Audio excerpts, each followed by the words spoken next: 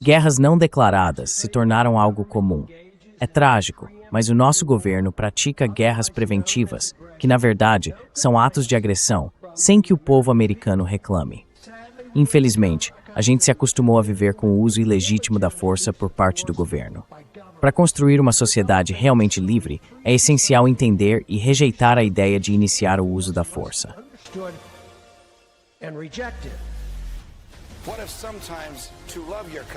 E se às vezes, para amar o seu país, fosse preciso mudar ou até abolir o governo?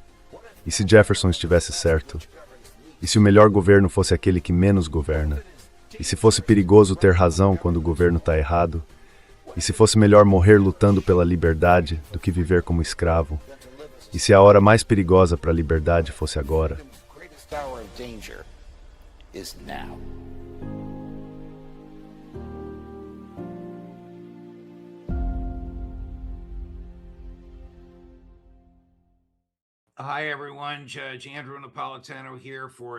Oi, pessoal. Aqui é o juiz Andrew Napolitano do programa Judging Freedom. Hoje é quarta-feira, 13 de maio de 2026. O Max Blumenthal está com a gente agora. Max, é um prazer, meu caro amigo. Muito obrigado. O New York Times publicou um artigo de um jornalista veterano do jornal, o Nick Kristof, que descreve em detalhes bem fortes e perturbadores os resultados da investigação dele com ex-prisioneiros, ex-guardas, ex-agentes de inteligência e ex-militares em Israel, sobre casos horríveis de abuso sexual contra prisioneiros palestinos, tanto mulheres quanto homens. Os israelenses, como era de se esperar, responderam dizendo que essas são histórias inventadas sobre abusos sexuais de mulheres e homens no dia 7 de outubro. Tenho certeza de que você tem algumas opiniões sobre tudo isso. I'm sure you have some thoughts on all of this. Yeah, I do. I've been writing about it. Sim, tenho. Venho escrevendo sobre isso desde logo depois do dia 7 de outubro. Foi em novembro que Israel apresentou o que foi uma farsa de estupro em massa sobre o 7 de outubro para fabricar consentimento para o genocídio que estava cometendo em Gaza, depois que o ministro da Defesa anunciou que iria cercar e deixar passar fome, nas palavras dele, os animais humanos, ou, como Benjamin Netanyahu chamou, os amalequitas dentro de Gaza, fazendo referência à tribo contra a qual o Deus do Antigo Testamento teria cometido genocídio no livro de Deuteronômio.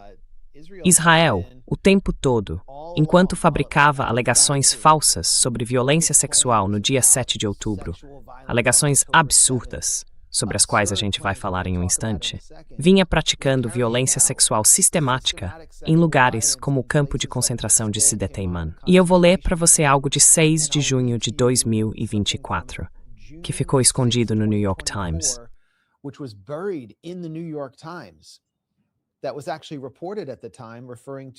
Isso foi realmente noticiado na época, falando de um prisioneiro chamado Al-Hamlawi, que era enfermeiro, e, se não me engano, acabou sendo entrevistado depois pelo Nicholas Kristof. Isso apareceu lá pelo 15º parágrafo, na 16ª página do New York Times. Ele contou que uma oficial ordenou que 2 agentes o levantassem. E eu nem sei se posso repetir o que aconteceu, porque não sei o que pode acontecer com o vídeo disso no YouTube. Mas, basicamente, ele foi violentado com uma barra de metal. E isso aconteceu várias vezes. Testemunhas apareceram para confirmar que isso de fato ocorreu. Elas entregaram esses depoimentos a B'Tselem, a organização israelense de direitos humanos, que produziu um relatório chamado Isto é o Inferno, sobre o arquipélago de campos de concentração e de tortura de Israel, onde palestinos foram sistematicamente violentados e abusados de forma brutal.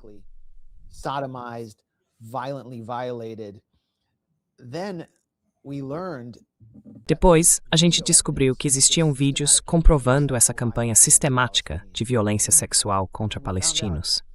E no fim do ano passado, veio à tona que foi a principal oficial jurídica de Israel, a promotora militar, quem divulgou as imagens que mostravam guardas israelenses violentando um prisioneiro palestino diante das câmeras. Ela divulgou esse material porque todo o sistema de promotores militares e o sistema político de Israel estavam determinados a encobrir o caso e a destruí-la. Depois que foi identificada como a pessoa que vazou o vídeo, ela tentou se suicidar e acabou sendo presa.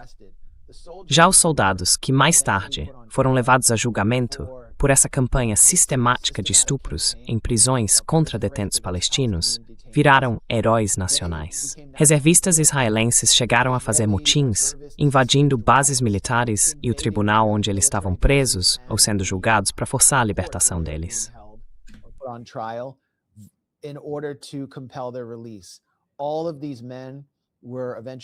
Todos esses homens acabaram sendo libertados e completamente inocentados, mesmo havendo provas em vídeo.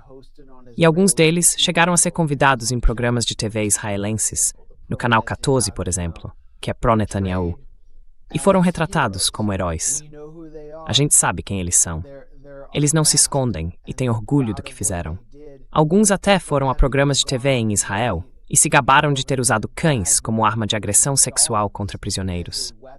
E agora o governo israelense não está dizendo algo como "precisamos investigar isso melhor e nos livrar dessas maçãs podres", como os Estados Unidos fizeram depois de Abu Ghraib. Esses são apenas casos isolados. Vamos investigar. Deixem que a gente conduza a nossa própria investigação.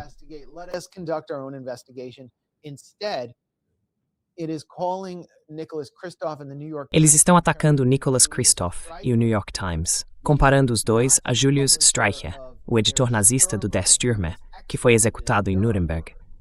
Estão literalmente pedindo para matar o mensageiro, os próprios apoiadores deles. O governo israelense nega totalmente que qualquer uma dessas coisas tenha acontecido, chamando isso de "o que mais?", de calúnia de sangue. Pois é, e isso mostra exatamente o porquê. É mais um motivo pelo qual o sistema de apartheid de Israel precisa ser desmantelado. Porque, quando são confrontados com provas de estupros sistemáticos em prisões, em vez de dizer que vão lidar com isso de acordo com o direito internacional, declaram que o inimigo são aqueles que provaram o que aconteceu. E eu posso provar que isso vem acontecendo há décadas, se você quiser. Então, isso é racional? É sequer possível imaginar que a liderança israelense, a alta liderança política, Netanyahu e seu gabinete, não soubessem disso.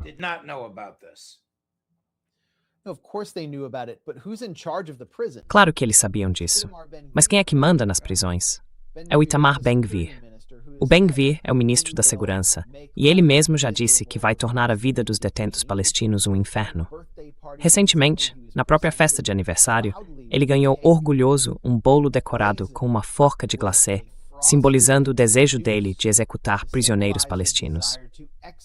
Ele também distribuiu broches dourados em forma de forca, como parte da campanha dele para linchar em massa prisioneiros palestinos. Já se filmou humilhando prisioneiros palestinos. Já se filmou ao lado de prisioneiros palestinos que foram torturados. E o Kristof, do New York Times, ligou para o gabinete dele pedindo um comentário para essa matéria. Mas eles simplesmente se recusaram a responder.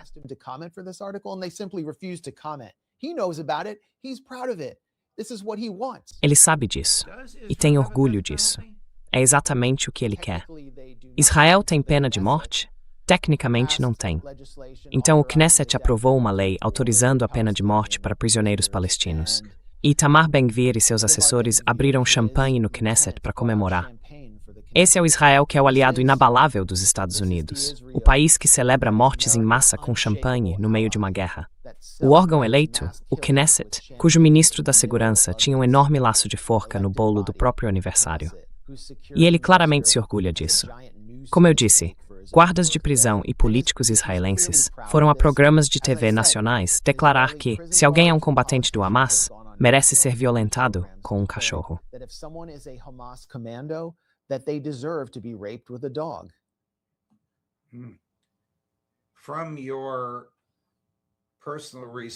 Pela sua própria pesquisa e pelo que você entende do sistema penal israelense, o artigo do Kristof era bem documentado e confiável?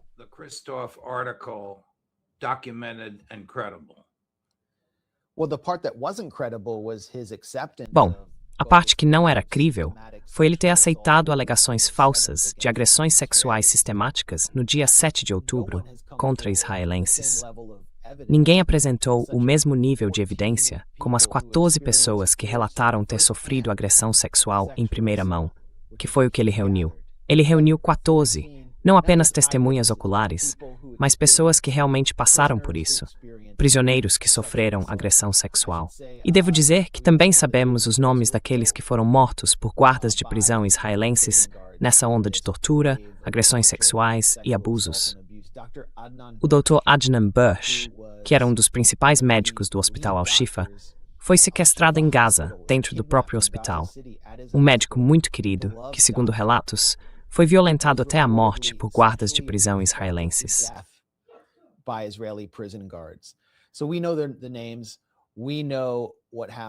Então a gente sabe os nomes, sabe o que aconteceu, sabe quem são essas 14 pessoas. Elas se manifestaram. Do lado israelense, esse artigo foi publicado, aliás, na seção de opinião do New York Times. O New York Times, em 2024, publicou um texto escandaloso e um dos autores chegou a ser demitido. O artigo foi totalmente desmentido.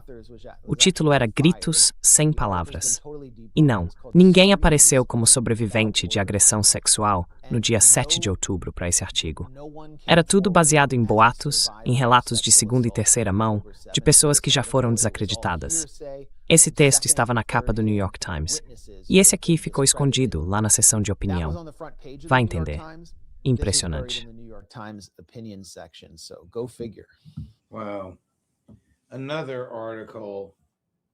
Outro artigo que circulou bastante essa semana foi escrito por Robert Kagan, marido da Victoria Nuland, uma das figuras mais importantes dos neoconservadores e ex-assessora de segurança nacional do Dick Cheney. O título do artigo é Cheque Mate no Irã. Washington não pode reverter nem controlar as consequências de perder essa guerra. Max, eu li o artigo 2 vezes. Poderia ter sido escrito pelo Scott Ritter ou pelo Coronel McGregor. É uma acusação direta ao que o Trump tentou fazer. Agora, tem ali algumas sugestões sobre futuros bombardeios, que obviamente não estariam na versão do McGregor ou do Ritter. Mas as conclusões dele são um tapa na cara dos neoconservadores que influenciaram o Trump.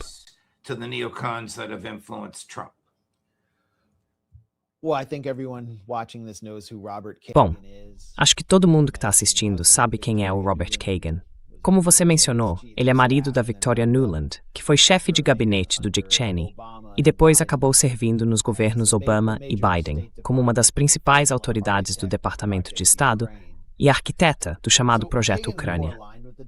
Hoje, o Kagan está mais alinhado com os democratas e com o setor pró-guerra. Na verdade, ele até arrecadou fundos para a campanha da Hillary Clinton em 2016. E ele é uma figura ferozmente anti-Trump, que ainda acredita na visão que ele e o William Kristol, outro líder anti-Trump do movimento neoconservador, defenderam no documento do Projeto para um Novo Século Americano, aquela ideia de hegemonia benevolente. Também teve o artigo que ele e o Kristol publicaram no Conselho de Relações Exteriores, lá nos tempos em que os Estados Unidos viviam a euforia de uma hegemonia mundial unipolar.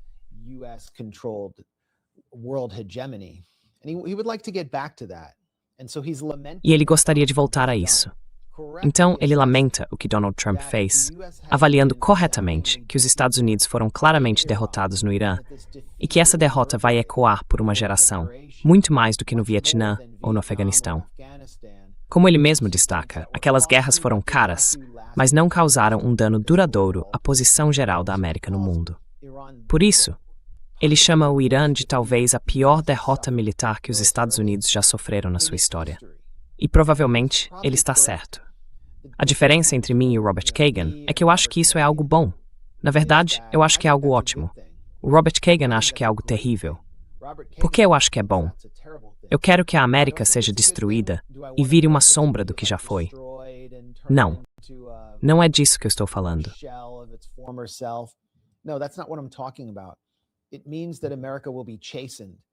Isso significa que os Estados Unidos vão ser repreendidos, que talvez possam aprender uma lição. A chamada Síndrome do Vietnã foi algo bom para o país. Significava que houve um período de contenção antes da Primeira Guerra no Iraque, que na verdade foi toda sobre superar essa Síndrome do Vietnã. Quem incentivou os Estados Unidos a entrarem no Iraque nas 2 vezes? Rumsfeld, eu acho. Cheney também. E onde estavam Rumsfeld e Cheney nos anos 70? Eles faziam parte do Conselho de Segurança Nacional do governo Gerald Ford. Naquela época, eles supervisionaram um incidente desastroso quando os Estados Unidos tentaram tomar um navio chamado Maya Gas em 1975. Marinheiros americanos foram capturados, acho que pelo Khmer Vermelho, e foi uma operação fracassada, feita justamente para tentar superar a síndrome do Vietnã. Agora, Kagan está preocupado com o que ele chama de síndrome da guerra com o Irã. Kagan is worried about an Iran war syndrome. I think Iran war syndrome could be great for America. Eu acho que essa espécie de síndrome da guerra com o Irã poderia acabar sendo boa para os Estados Unidos, porque a gente passaria a olhar mais para os nossos próprios problemas, em vez de tentar fazer o que o Robert Kagan sempre quis que a gente fizesse: derrubar outros governos, violar o direito internacional com esses projetos violentos de mudança de regime e destruir regiões inteiras em nome de espalhar a democracia. O Robert Kagan, de novo, eu acho que esse artigo de opinião dele é importante. Ele está certo ao dizer que os Estados Unidos foram derrotados, e está certo sobre o motivo, mas o que o Robert Kagan representa é a elite imperial vendo um grande revés na visão de mundo deles.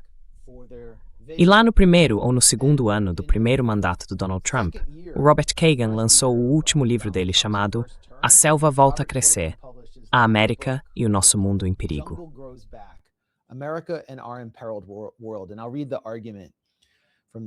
Vou ler o argumento desse livro.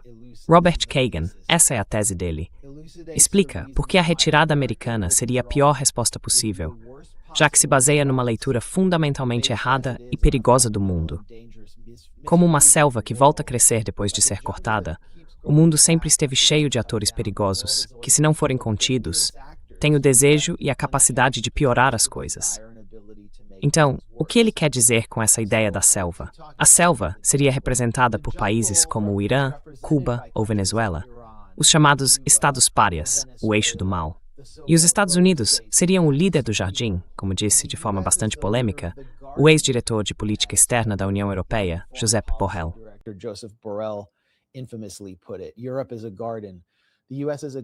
A Europa é um jardim. Os Estados Unidos são um jardim. E a gente precisa manter a selva sob controle, continuar cortando a grama. Mas a verdade é que não, nós é que somos a selva. É por isso que aconteceu a guerra com o Irã. E foi uma guerra que o Robert Kagan apoiou. É por isso que aconteceu a guerra do Iraque. É por isso que os Estados Unidos destruíram a Iugoslávia. E o que aconteceu quando os Estados Unidos destruíram a Iugoslávia? A ONU, que basicamente já estava sob o poder americano, declarou que aquela guerra não era legal, mas era legítima, no relatório de 1999. Então, a selva é a parte do mundo que destruiu o direito internacional. E essa parte são os Estados Unidos e Israel. O que o Irã está dizendo agora?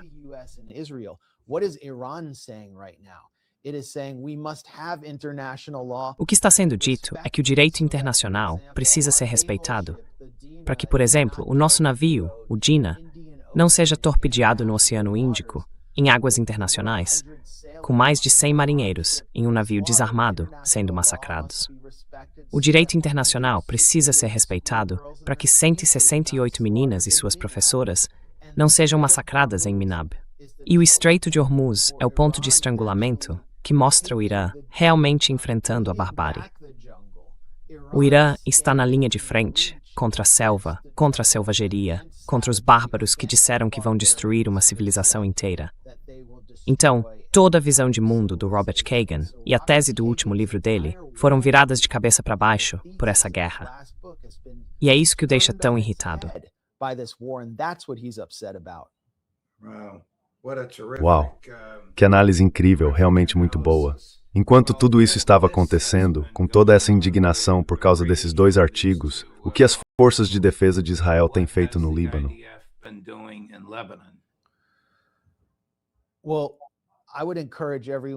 Bom, eu recomendo que todo mundo acompanhe o nosso correspondente, Wyatt Reed, do The Grey Zone.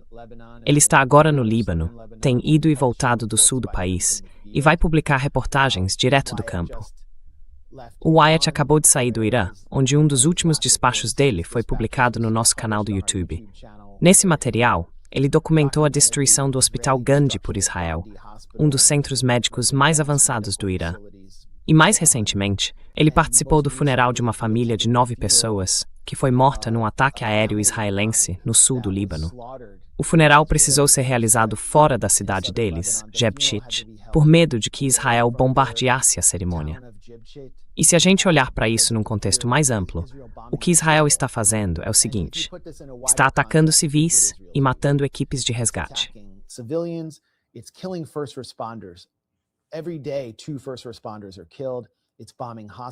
Todo dia, 2 socorristas são mortos. Está bombardeando hospitais, escolas, está bombardeando igrejas, inclusive as de antigos aliados cristãos no sul do Líbano. Está dizimando uma população inteira para criar uma zona de segurança no estilo de Gaza e depois estabelecer uma linha amarela onde ninguém pode voltar, porque vê toda essa população, a maioria xiita, como base de apoio do Hezbollah. E reconhece que não pode derrotar o Hezbollah militarmente. Então precisa atacar essa base de apoio e expulsar as pessoas, praticamente até o rio Litani, para eliminar o Hezbollah, todo o seu território de controle. Isso está fracassando por vários motivos. Um deles é o sucesso dos drones FPV com fibra óptica do Hezbollah, que conseguem atingir alvos israelenses onde quiserem, enquanto tentam ocupar essa área.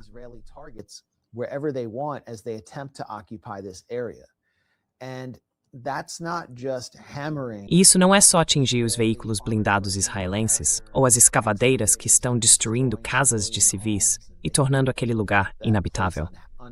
Está também afetando o psicológico do público israelense, que ouviu de Benjamin Netanyahu, depois do cessar-fogo de 2024 com o Hezbollah, que ele havia conquistado uma vitória gigantesca e enfraquecido o Hezbollah a ponto de não poder mais ameaçar Israel.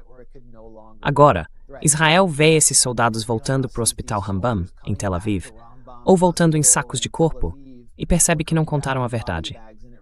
E mais, a cidade de Kiryat Shmona, no norte de Israel, precisa ser na prática evacuada. Netanyahu não consegue garantir um espaço seguro para que as pessoas voltem para o norte. Essa é a segunda vez que isso acontece desde 7 de outubro.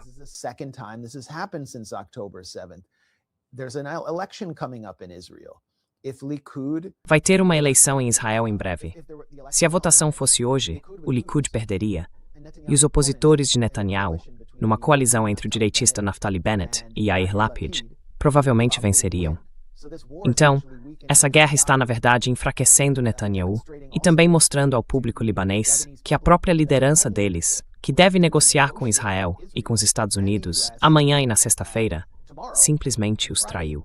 Eles não estão apenas violando a Constituição libanesa ao negociar abertamente com Israel, estão violando o próprio mandato, porque a maioria dos libaneses não apoia essas negociações. Elas são um mecanismo nada inteligente e bastante disfarçado de normalização com Israel, sob o pretexto de buscar a paz. E no momento, o Líbano não está tendo paz nenhuma.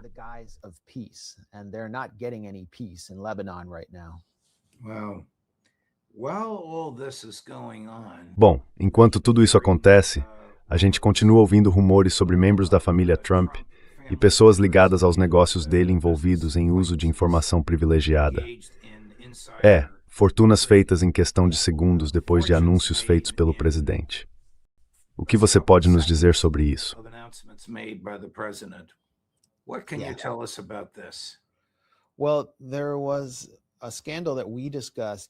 Bom, teve um escândalo que a gente comentou na semana passada, e eu acho que é um dos maiores escândalos de jornalismo de acesso do nosso tempo.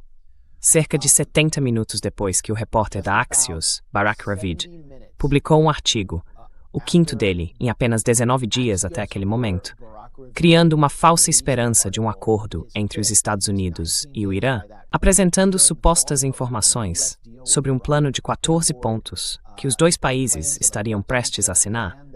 70 minutos depois dessa matéria, entraram 920 milhões de dólares em posições vendidas de petróleo bruto. E isso gerou 125 milhões de dólares em lucros internos.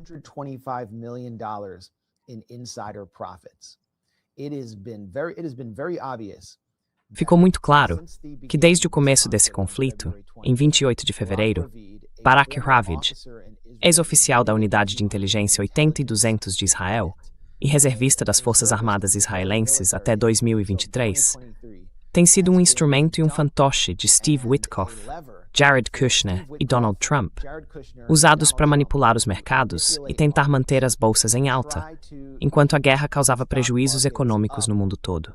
Basta olhar cada reportagem do Barack Ravid. Ele sempre diz: fontes do governo americano afirmam, ou 3 autoridades dos Estados Unidos me disseram isso. E essas matérias vivem alimentando falsas esperanças.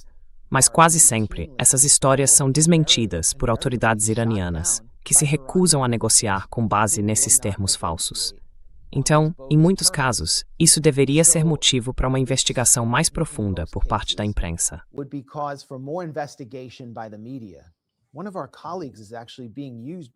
Um dos nossos colegas está sendo usado pela administração mais corrupta da história, que está ganhando bilhões e bilhões de dólares em lucros internos com essa guerra. Enquanto isso, os filhos do Trump estão conseguindo contratos de drones com empresas que prestam serviço ao Pentágono, incluindo uma empresa israelense que está desenvolvendo tecnologia para o campo de batalha no Irã. Isso parece extremamente corrupto, mas não foi isso que aconteceu. Em vez disso, os figurões de Washington, Dana Bash, Jake Tapper, os 2 agentes sionistas da CNN, por exemplo, e toda uma lista de jornalistas do establishment se uniram para defender o colega Barack Ravid e proteger esse esquema de corrupção, porque eles também participam desse tipo de jornalismo de acesso corrupto. E ao fazerem isso, impediram que a grande mídia americana investigasse o maior escândalo de jornalismo de acesso do nosso tempo. Não há absolutamente nenhuma cobertura disso na mídia dos Estados Unidos. Esquece essa história de o Departamento de Justiça investigar. Bom, isso vai ser uma encenação. Quer dizer, eles estão investigando só para encobrir a família Trump. É isso que o Departamento de Justiça virou, o escritório de advocacia pessoal do Donald Trump. Infelizmente, o que você disse está certo. O prazo de prescrição para a maioria desses crimes é de 5 anos. E quem sabe quem vai estar comandando a investigação do Departamento de Justiça daqui a 3 ou 4 anos. Alguns desses crimes têm prazos de prescrição mais longos, dependendo de como esses ganhos são tratados para fins de imposto. O Trump tem alguma carta na manga com o presidente Xi?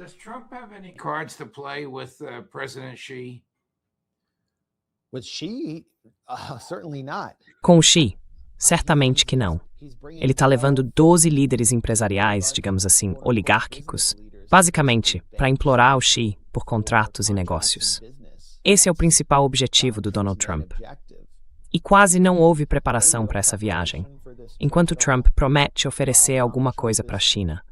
Pelo que eu estou vendo, há relatos de algo em torno de $1 trilhão em investimentos dentro dos Estados Unidos. Eu nunca apoiei o Donald Trump, nem essa versão falsa dele de América em primeiro lugar. Mas fico me perguntando, o que os apoiadores desse lema pensam sobre isso? Eu apostaria que a gente vai ver carros elétricos chineses da BYD rodando nas estradas americanas nos próximos 5 anos. E eles são mais baratos e, em muitos aspectos, melhores que os carros elétricos americanos. Então, talvez isso até seja algo positivo. Mas as montadoras dos Estados Unidos, algumas das quais podem ter apoiado a de América em primeiro lugar, com certeza não vão gostar nada disso. E quanto a todos aqueles membros do Sindicato dos Trabalhadores da Indústria Automobilística?